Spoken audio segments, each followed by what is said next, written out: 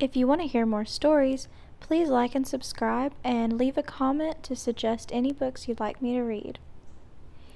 Hi everyone, it's Hannah and I'm back to read you guys another story. Today's book is Junie B. Jones and the Stupid Smelly Bus by Barbara Park.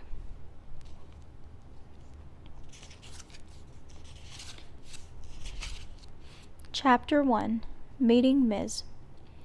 My name is Junie B. Jones. The B stands for Beatrice, except I don't like Beatrice. I like B, and that's all. I'm almost 6 years old. Almost 6 is when you get to go to kindergarten, and kindergarten is where you go to meet new friends and not watch TV. My kindergarten is the afternoon kind. Today was my first day of school. I'd been to my room before, though. Last week, Mother took me there to meet my new teacher. It was called Meet the Teacher Day. My teacher was decorating the bulletin board with the letters of the alphabet. I already know all of those letters, I said.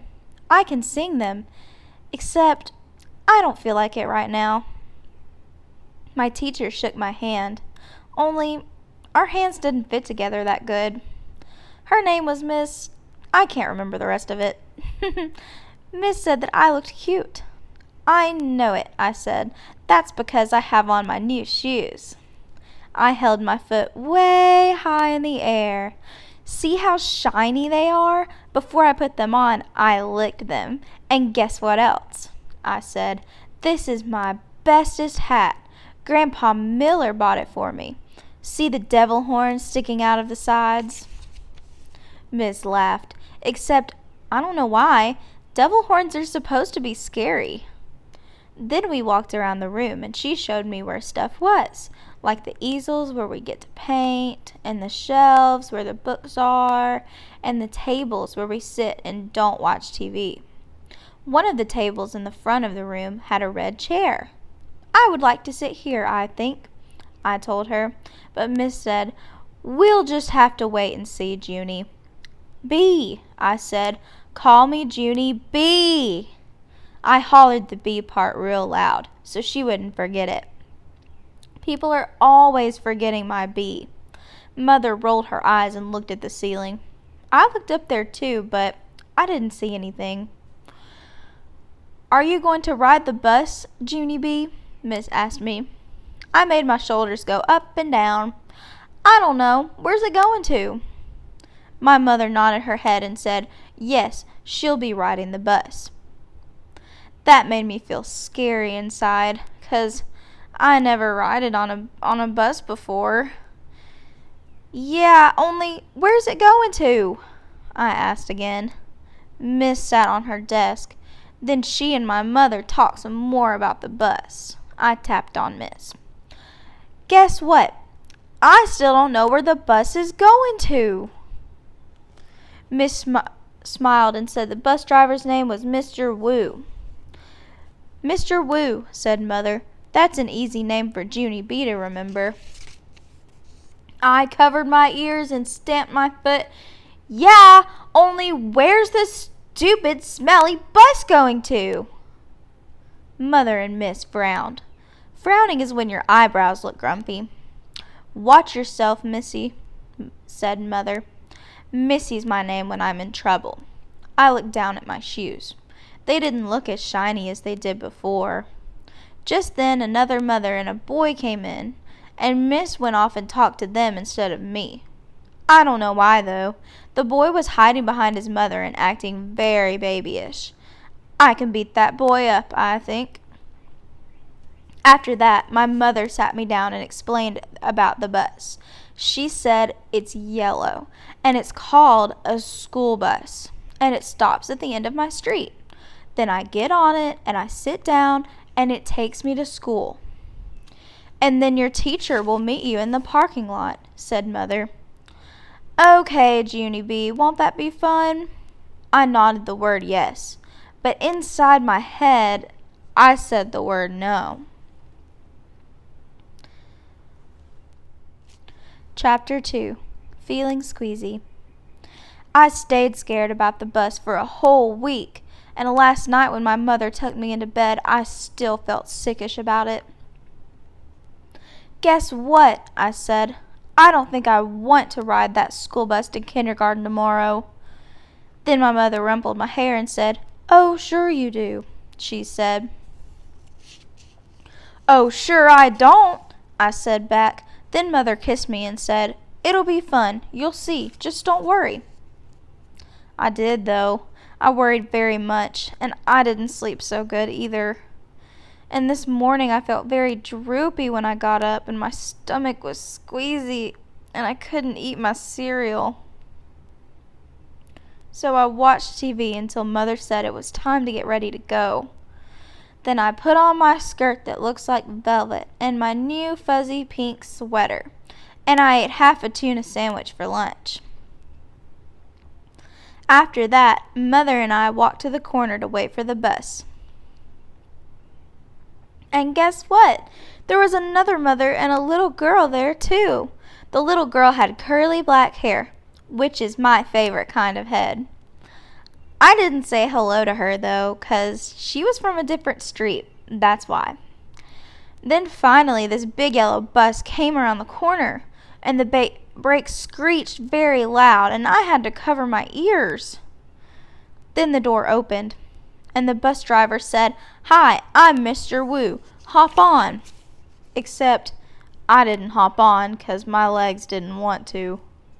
"I don't think I want to ride this bus to kindergarten," I told Mother again. But then she gave me a little push.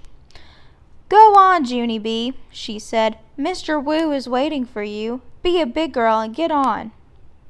I looked up at the windows. The little girl with curly black hair was already in the bus. She looked very big sitting up there, and kind of happy. "Look at how big that little girl is acting, Junie B," said Mother. "Why don't you sit next to her? It'll be fun, I promise." And so I got on the bus. And guess what? It wasn't fun. Chapter 3. The Stupid Smelly Bus. The bus wasn't like my daddy's car at all. It was very big inside, and the seats didn't have any cloth on them. And the little girl was sitting near the front. And so I tapped on her. "Guess what?" I said. "Mother said for me to sit here." "No," she said. "I'm saving this seat for my best friend, Mary Ruth Marble." Then she put her white purse on the place where I was going to sit. And so I made a face at her. "Hurry up and find a seat, young lady," said Mr. Wu. And so I quick sat down across from the curly mean girl. And Mr. Wu shut the door. It wasn't a regular kind of door, though. It folded in half, and when it closed, it made a wishy sound. I don't like that kind of door. If it closes on you by accident, it will cut you in half, and you will make a squishy sound. The bus made a big roar. Then a big puff of black, smelly smoke came out the back end of it. It's called bus breath, I think. Mr. Wu drove around for a while. Then the brakes that made that loud, screechy noise again. I covered my ears so I couldn't get inside my head. 'Cause if loud, screechy noises get inside your head, you have to take an aspirin. I saw that on a TV commercial. Then the bus door opened again, and a dad and a boy with a grouchy face got on. The dad smiled. Then he plopped the grouchy boy right next to me. "This is Jim," he said. "I'm afraid Jim isn't too happy this afternoon." The dad kissed the boy goodbye, but the boy wiped it off of his cheek. Jim had on a backpack. It was blue. I love backpacks. I wish I had one of my very own. One time I found a red one in a trash can, but it had a little bit of gushy on it, and Mother said no. Jim's backpack had lots of zippers. I touched each one of them. 1, 2, 3, 4, I counted. Then I unzipped one. "Hey, don't!" yelled Jim. He zipped it right up again. Then he moved to the seat in front of me. I hate that Jim. After that, the bus kept stopping and starting, and lots of kids kept getting on. Loud kids. And some of them were the kind who looked like meanies. Then the bus began getting very noisy and hot inside, and the sun kept shining down on me in my fuzzy hot sweater. Here's another hot thing. I couldn't roll down my window because it didn't have a handle, and so I just kept on getting hotter and hotter, and it smelled in the bus too. The bus smelled like an egg salad sandwich. I want to get off of here, I said right out loud, but nobody heard me. I hated in this stupid smelly bus. Then my eyes got a little bit wet. I wasn't crying though, because I'm not a baby. That's why. After that, my nose started running. Only the bus didn't have a glove compartment, which is where you keep the travel tissues, of course. And so I had to wipe my nose on my fuzzy pink sweater sleeve. Then I stayed on the bus for about an hour or 3, until I finally saw a flagpole and a playground. That meant we were at kindergarten. Then Mr. Wu drove the bus into the parking lot and stopped. I jumped up really fast, because all I wanted to do was get off that stupid smelly thing. Only guess what? That Jim pushed right in front of me. And the curly mean girl did too. And then people started squishing me real tight. And so I pushed them away. And they pushed me right back. That's when I fell down, and a big foot stepped on my skirt that looks like velvet. "Stop it!" I yelled. Then Mr. Wu hollered, "Hey, hey, hey!" And he picked me up, and he helped me off the bus. Miss was waiting for me, just like my mother said. "Hi, I'm glad to see you," she called. Then I ran over to her, and I showed her the big footprint on my skirt that looks like velvet. Yeah, only look what happened. I got stepped on, so now I'm soiled. Ms. brushed it. "Don't worry, Junie," she said. "It'll come off." After that, I just folded my arms and made a frown. 'Cause guess what? She forgot my B again. Chapter 4. Me and Lucille and some other kids. Some of the other bus kids turned out to be in my class too. One of them was Jim. That Jim I hate. Miss made us line up. Then we followed her to our room. Its name is Room 9. There were other kids waiting by the door when Miss unlocked it, and everyone squeezed in all at once. That Jim stepped on my new shoe. He made a scratch mark on my shiny toe. The kind of scratch that licking won't fix. "Hey, watch it, you dumb Jim!" I hollered at him. Miss bent down next to me. "Let's try to use our quiet voice while we're in school," she said. I nodded nicely. "I hate that Jim," I said in my quiet voice. After that, Miss clapped her hands together very loud. "I want everyone to find a chair and sit down as fast as you can," she said. That's when I ran to the table with the red chair. Only guess what? There was already someone sitting there, a girl with little red fingernails. And so I tapped on her and said, "I would like to sit here, I think." "No," she said, "I am." "Yeah, only I already picked that chair out," I told her. "Ask my mother if you don't believe me." But the girl just shook her head no. And then Miss clapped her loud hands again and said, "Please find a seat." And so then I had to quick sit down in a stupid yellow chair, the same stupid color as the stupid yellow bus. After that, Miss walked into a big closet in the back of the room. It's called the supply closet. She got out boxes of new pointy crayons and some white circles. Then she passed them out, and we had to print our names on the circles and pin them to our fronts. It was our first work. "If you need help spelling your name, raise your hand," said Miss. I raised my hand. I don't need help, I told her. Grandma Miller says I print beautifully. I used red, but then a mistake happened. I made my Junie too big, and there wasn't any room left for my B. And so I had to squish it at very teeny at the bottom. I hate this stupid dumb circle, I hollered. Miss made the shh sound and gave me a new one. Thank you, I said nicely. Grandma Miller says I print beautifully. The little girl with the red fingernails was faster than me. She showed me her circle and pointed to her letters. Lucille. That spells Lucille, she said. I like the name of Lucille, I said, 'cause guess why? Seals are my favorite animals. That's why. Then Miss passed out drawing paper, and we drew pictures of our family. Miss put a happy face sticker on mine.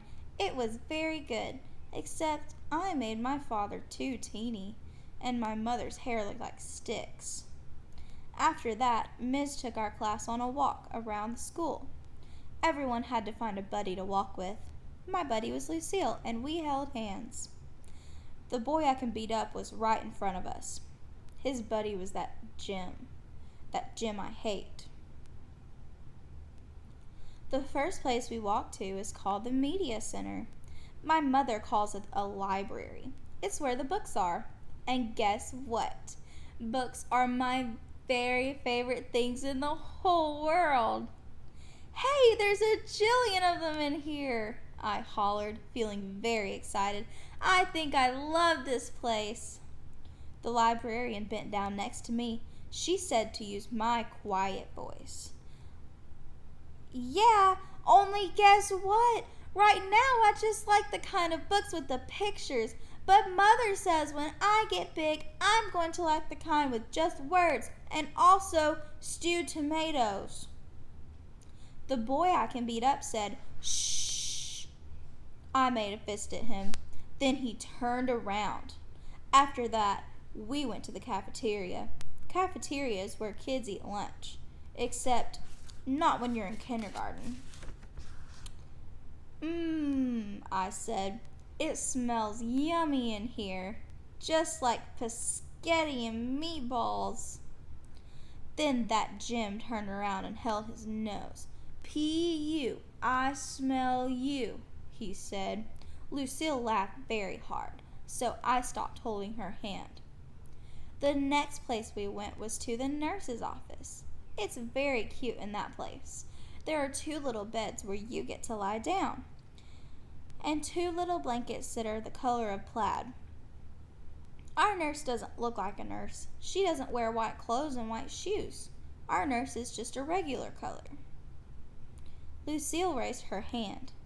My brother said that last year he came here, and you let him take off his shoes, and he got a drink of water in just his socks.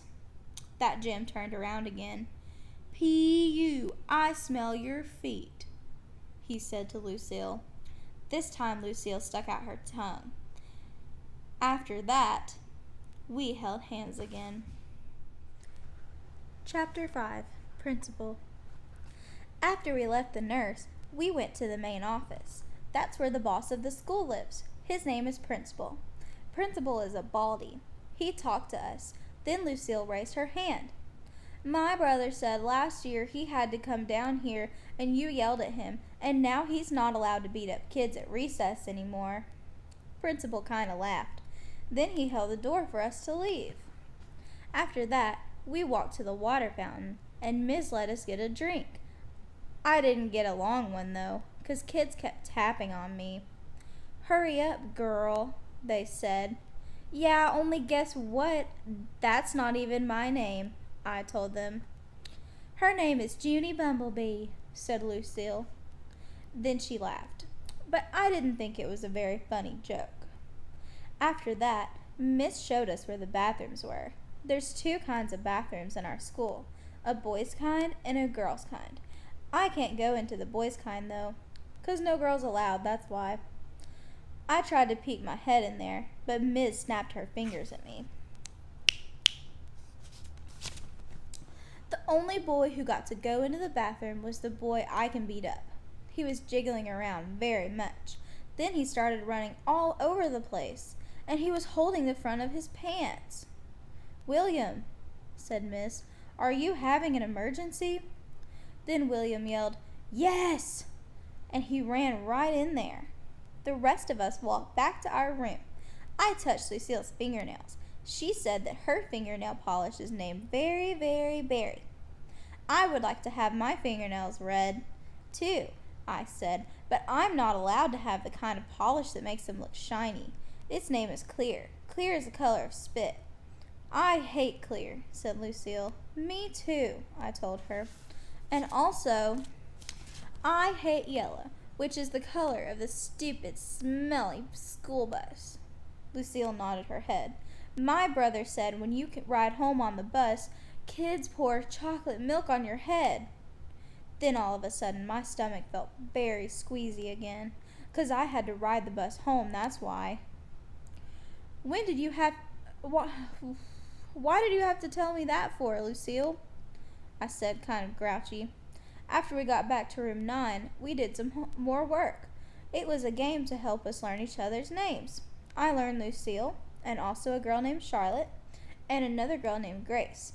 Then I learned a boy named Ham, which is what we eat at Grandma Miller's." Pretty soon, Ms. clapped her loud hands together. "Okay, everyone, gather up your things. It's almost time for the bell." Then I heard a noise in the parking lot. It was screechy brakes. And so I looked out the window, and I saw the school bus. It was coming to get me. "Oh no," I said kind of loud. "Now I'm going to get chocolate milk poured on my head." Then I chewed on my fingers. Get in line," said Ms. "When we get outside, I want all of my bus students to come with me. The rest of you must go to the crossing guard." Everyone was lining up. I was the very last one. Just then the bell rang, and Ms. marched out the door. Then everybody else marched out too. Except guess what? I didn't. Chapter 6. A Good Hider. When you're the very last one in line, nobody watches you. That's how come nobody saw me when I ducked behind the teacher's desk and hid. I'm a good hider. One time at Grandma Miller's house, I hid under the kitchen sink. Then I made a growly sound, and sprung out at her. I'm not allowed to do that anymore. Anyway, I stayed scrunched behind the teacher's desk for a while, and then I saw a better place to hide. It was the big supply closet in the back of the room, and so I ran back there very fast, and I squeezed onto the bottom shelf. I squeezed right on top of the construction paper. Most of me was comfortable, except my head was sort of very tight, and my knees were all bended, like when I do somersaults. Then I pulled the door mostly closed. "Don't shut it all the way, though, and I mean it," I said right out loud. I stayed real quiet for lots of minutes. Then I heard noises in the hall, and some feet came running into the room. Big people's feet, I think. "What happened?" I heard someone ask. "One of my little girls is lost," said a voice that sounded like Ms. "Her name is Junie B. Jones, and she didn't get on the bus, so now we've got to go out looking for her." Then I heard some keys jingle, and the feet went running out again, and then the door shut. I still didn't come out of the closet, though. When you're a good hider, you can't come out for a very, very long time. I just stayed there all bended up, and I told myself a story. Not an out loud story. I just told it inside my head. It was called The Little Hiding Girl. I made it up, and this is how it went. Once upon a time, there was a little hiding girl. She was in a secret spot where nobody could find her, except her head was very tight and her brain was squishing out. But she still couldn't come out of her spot, or a smelly yellow monster would get her. and also some meanies with chocolate milk. The end. After that, I rested my eyes. Resting your eyes is what my grandpa does when he watches TV after dinner. Then he snores, and Grandma Miller says, "Go to bed, Frank." It's not the same thing as a nap, though. 'Cause naps are for babies, that's why. And anyway, I didn't snore. I just did a little drool. Then finally, when my eyes were done resting, they woke up. And so I came out of the closet and ran right to the window, and guess what? There weren't any cars in the parking lot, and no stupid smelly bus either. Whew, that's a relief, I said. A relief is when your stomach doesn't feel squeezy anymore. After that, I went back to the closet, 'cause while I was hiding, I sniffed the smell of clay, that's why. And clay is my very favorite thing in the whole world. "Hey, I see it up there," I said. The clay was on the middle shelf. I stood on a chair to get it. It was blue and stiff, so I had to roll it on the floor to make it soft and warm. Then I rolled it into a blue-orange.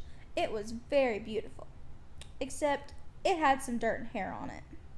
After I was done, I went to the front of the room and sat down in my teacher's big chair.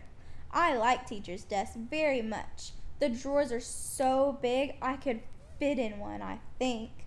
I opened up the top one. There were happy face stickers and rubber bands and also gold stars, which I love a very lot. I stuck one on my forehead. Then I found paper clips and a red marking pens and new pencils with no points and scissors and travel tissues, and guess what else? Chalk, I said. Brand new chalk that's not even out of its little box yet. Then I stood up on my teacher's chair and clapped my hands together very loud. I want everyone to find a chair and sit down. Today we are going to learn some alphabet and some reading, and also I will teach you how to make a blue orange. But first, everyone has to watch me draw stuff. Then I went to the board and drew with my brand new chalk. I drew a bean and a carrot and some curly hair. Then I wrote some O's. O's are my very bestest letter. After that, I bowed. "Thank you very much," I said. "Now you all may go out for recess." I smiled, except for not that Jim. Chapter 7. Peeky Holes and Spying. After a while, I started to get a little bit thirsty. That's what happens when chalk sprinkles get in your throat. "I would like a drink of water, I think," I said. Then I put my hands on my hips. Yeah, only what if somebody sees you at the water fountain? Then they might call the stupid smelly bus to come get you, and so you better not go. I stamped my foot. Yeah, only I have to go, 'cause there's dumb chalk in my throat. Then all of a sudden I got a great idea. I pulled the chair over to the door and I peeked out the window at the top. I'm a good peeker. One time I peeked right into Grandma Miller's mouth while he was sleeping, and I saw the dangly thing that hangs down in the back. I didn't touch it though, 'cause I didn't have a little stick or anything, that's why. Anyway, I didn't see anybody in the hall, and so I opened the door a crack, and I sniffed. 'Cause when you sniff, you can smell if there's people around. I learned sniffing from my dog, Tickle. Dogs can smell everything. People can mostly just smell big smells, like stink and flowers and dinner. "Nope, don't smell anyone," I said. Then I ran to the water fountain and I drank for a long time, and nobody tapped on me and said, "Hurry up, girl."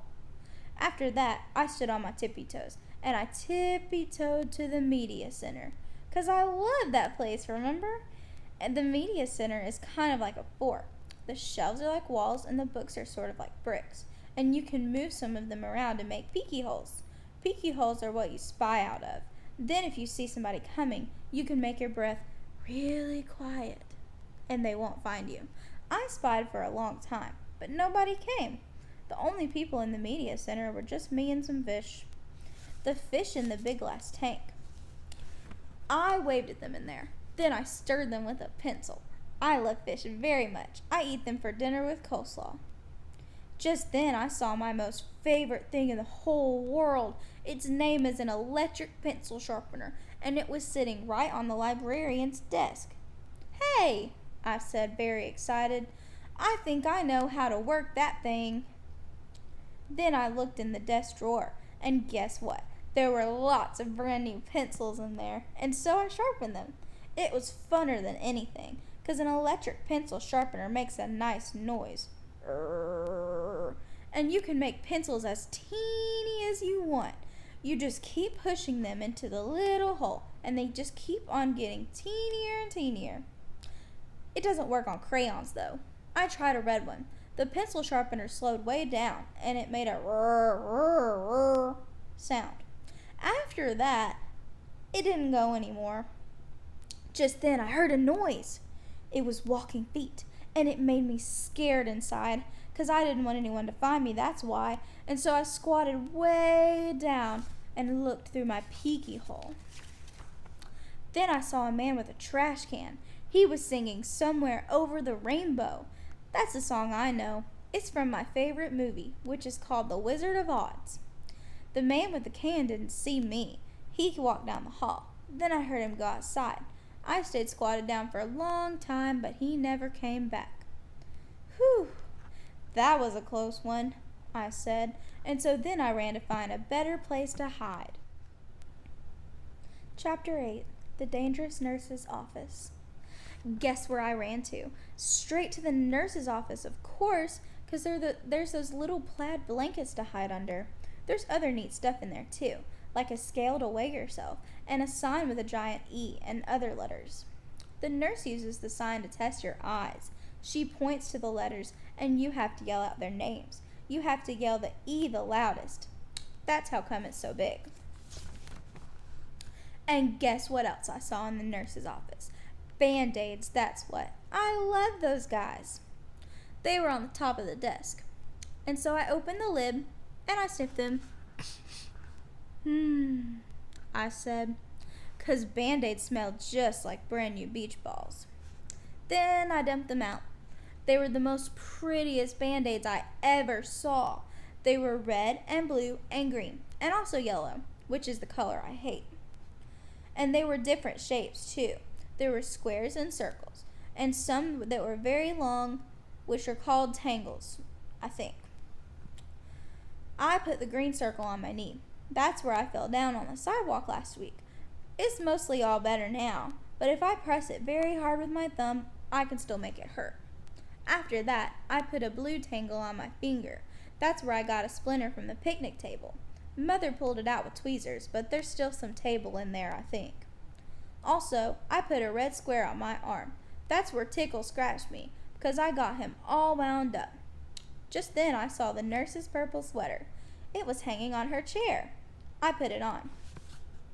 "Now I'm the nurse," I said. Then I sat down and I pretended to call the hospital.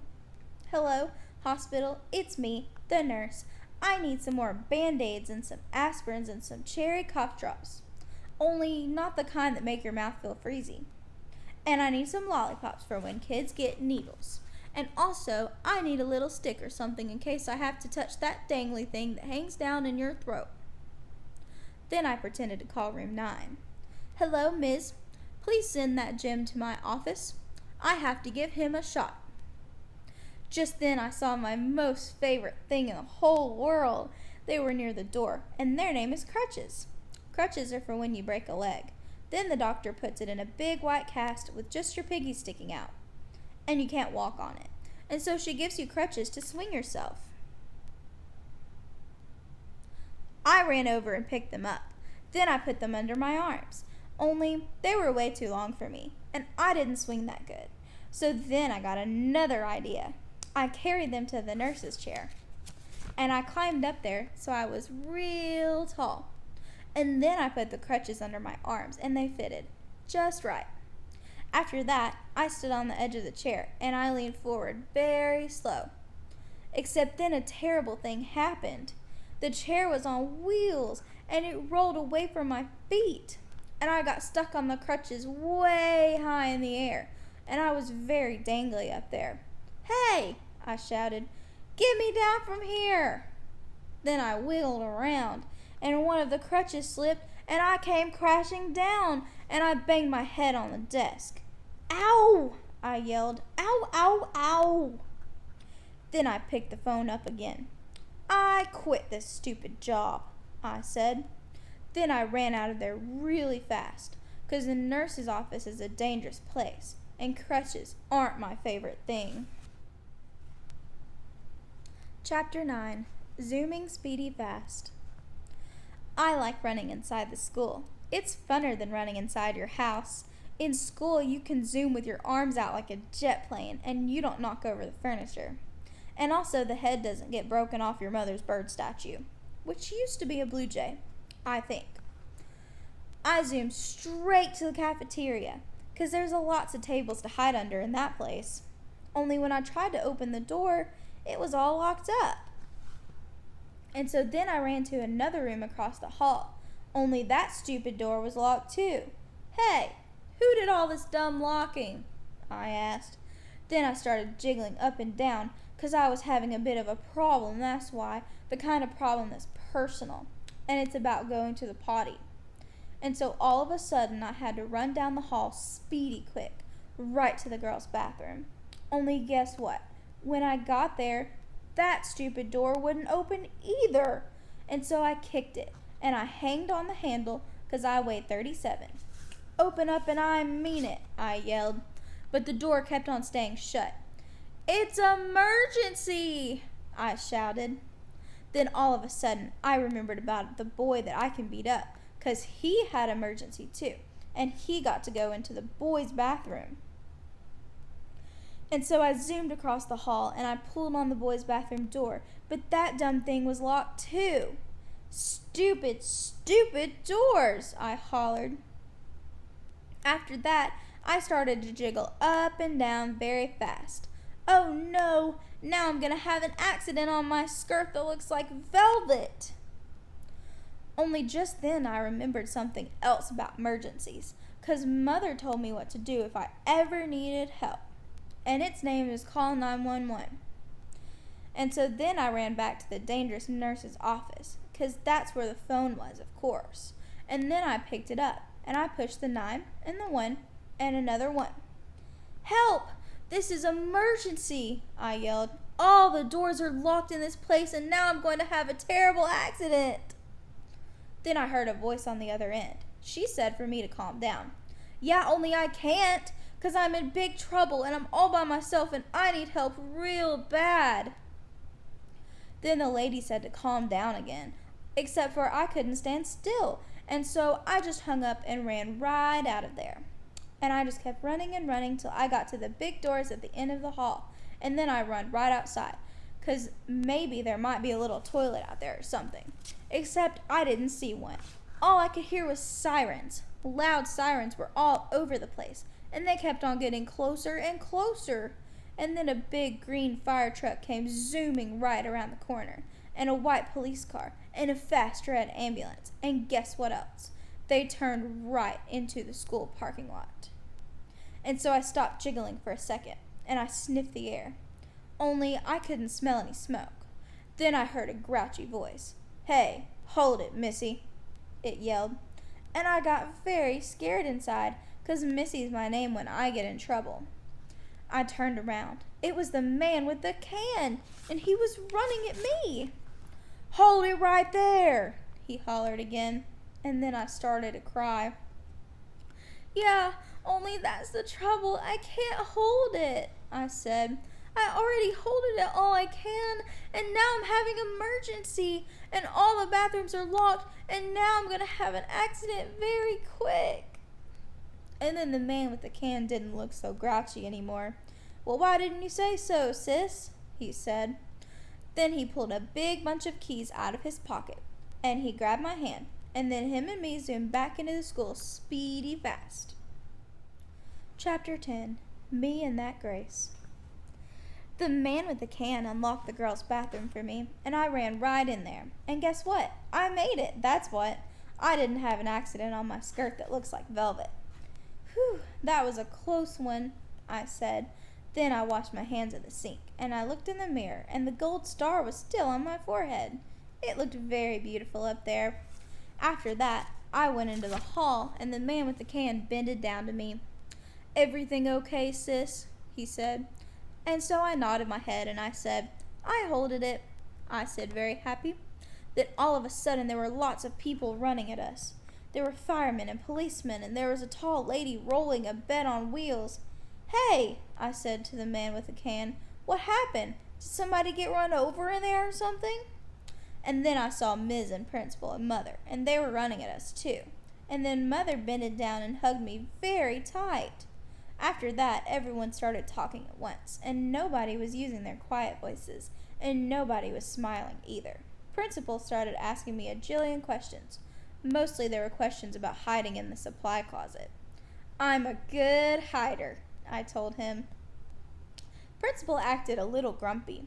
He said I wasn't allowed to do that anymore. "When you go to school, you have to follow the rules," he said. "What would happen if every boy and girl hid in the supply closet after school?" "It would be very smushy in there," I said.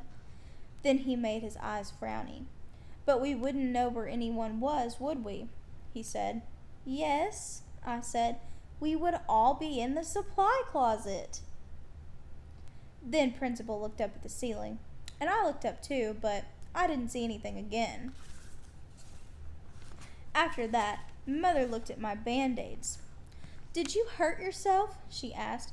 And so I told her all about the dangerous nurse's office, and I showed her the nurse's purple sweater, and she made me give it back. After that, everybody started leaving, the firemen and the policemen, and also the tall lady with the bed. Then finally, my mother got to take me home, and guess what? I didn't have to ride on the stupid, smelly bus. Except the car wasn't that fun, 'cause Mother was grouchy at me. "I'm sorry that the bus wasn't fun for you, Junie B," she said, "but what you did was very, very wrong. Didn't you see all of the commotion you caused? You had a lot of people very scared."